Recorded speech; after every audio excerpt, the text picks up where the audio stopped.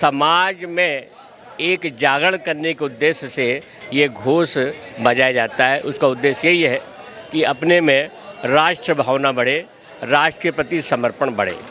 RSS का मुख्य कार्य यही है राष्ट्र निर्माण, भारत माता विश्व गुरु के कुर्सी पर विराजमान हो, ये तो हमारा संकल्प ही है।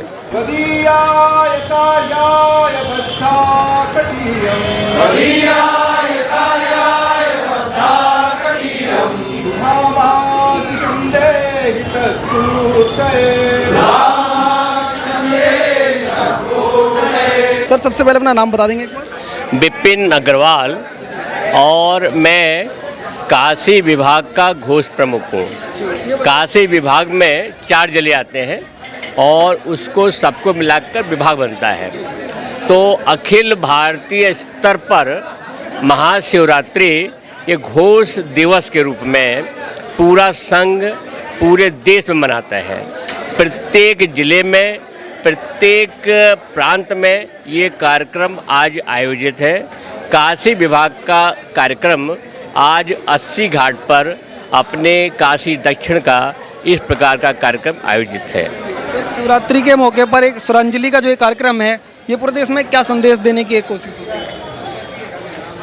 संदेश जिस प्रकार से हमारा मिलिट्री का बैंड होता है, पुलिस का बैंड होता है, तो आरएसएस का भी बैंड 1940 में संघ के आरंभ के बाद 2 वर्ष बाद ही 1942 में इसके घोष की स्थापना हो गई थी और लगातार ये घोष की कार्यक्रम इसमें बढ़ते जा रहे हैं। स्वयंसेवकों में उत्साह भरने के लिए और समाज में एक जागरण करने के उद्देश्य से ये घोष बजाया जाता है। उसका उद्देश्य यही है कि अपने में राष्ट्र भावना बढ़े, राष्ट्र के प्रति समर्पण बढ़े।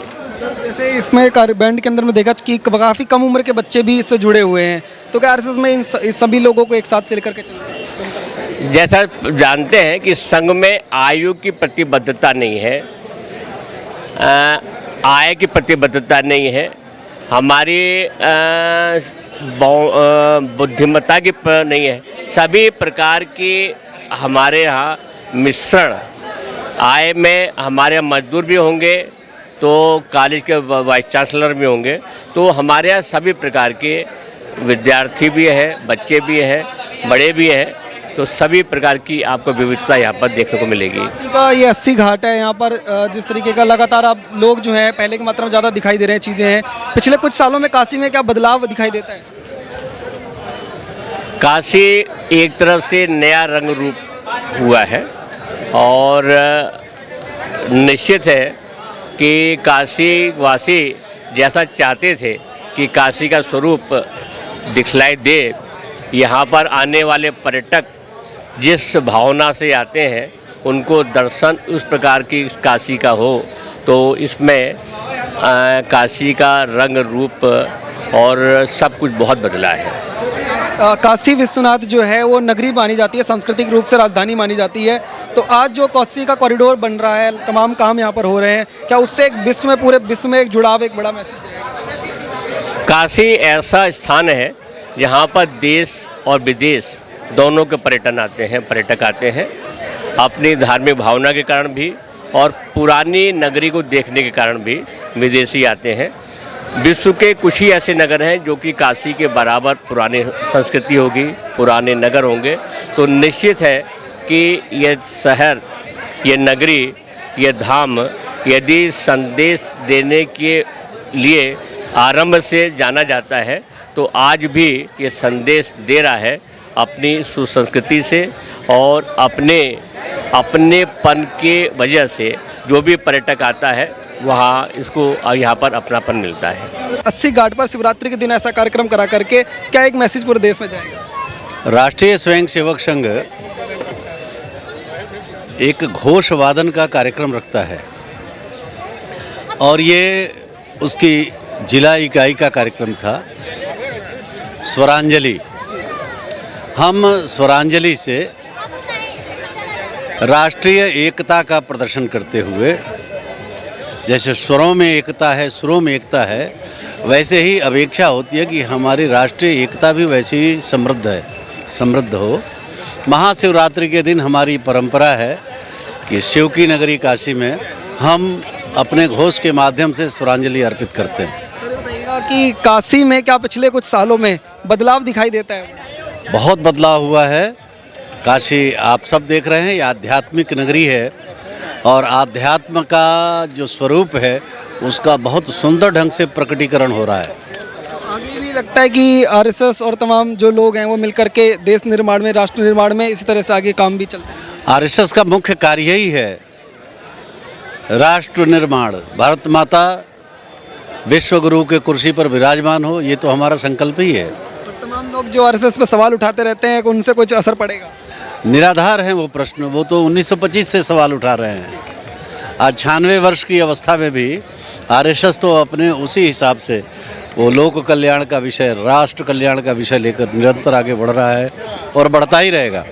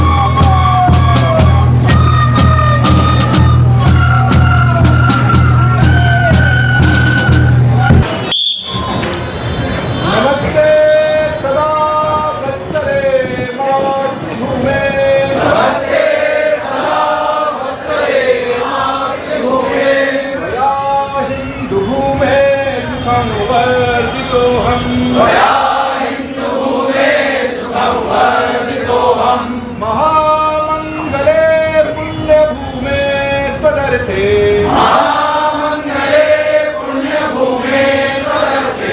अतत्वेशकायो नमस्ते नमस्ते प्रभो शक्तिमन हिन्दुराष्ट्राङ्गभूता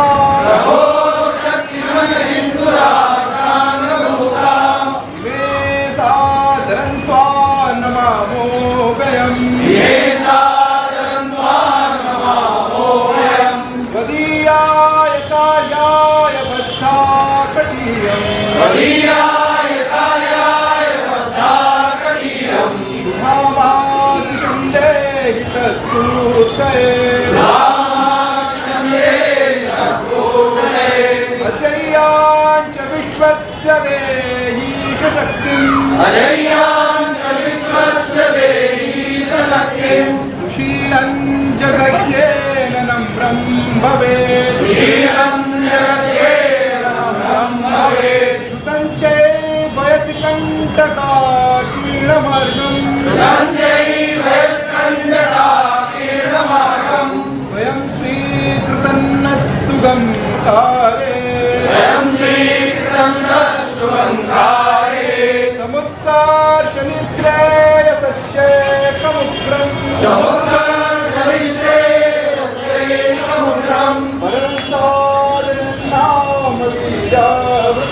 परं साधनं नाम वीरावृतम् तदन्ता स्फुरत्वक्षया देशनिष्ठा तदन्तः प्रजाता तीव्रानिशम्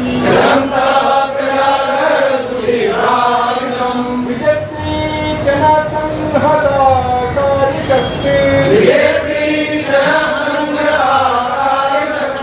विधायास्य धर्मस्य संरक्षणम्